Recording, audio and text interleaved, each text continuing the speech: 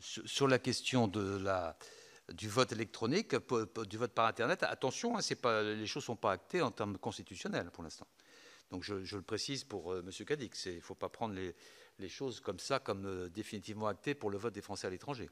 Le recours exclusif à ce mode de scrutin est un problème. Bon, on en reparlera en temps utile et on sera très très vigilant sur les outils qui permettent d'assurer ce vote. Je suis bien informé de la situation particulière de l'entreprise espagnole à laquelle vous faites référence.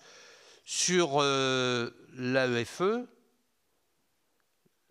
240 millions, non, sur les Français à l'étranger, 240 millions sur la table.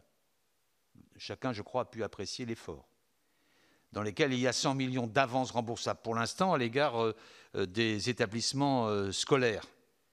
Et chaque établissement scolaire dispose, il y en a 522,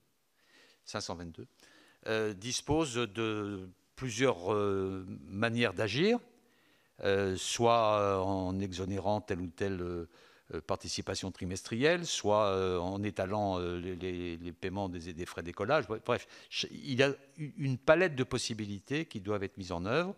Et ce n'est pas à l'AEFE que se décide, à ma connaissance, le fait qu'une partie de ces 100 millions soit inscrite à la loi de finances rectificative.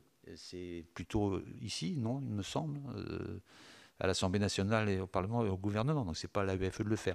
Si on a mis 100 millions d'euros sur la table, c'est pour qu'on puisse assurer la rentrée. Et ensuite, on voit en fonction de la mobilisation financière concrète comment cette partie, ces 100 millions d'euros, peuvent devenir budgétaires ou simplement près à tel ou tel établissement. J'insiste surtout sur le fait que les petits établissements sont sans doute ceux qui vont avoir le plus de besoins, les établissements isolés, un peu perdus, y compris, je pense, à beaucoup aux établissements du Liban, par exemple, qui sont aujourd'hui en grande difficulté, pour permettre il faut garder notre influence par ce biais. Donc si on a financé, c'est bien de manière significative, c'est bien pour cela.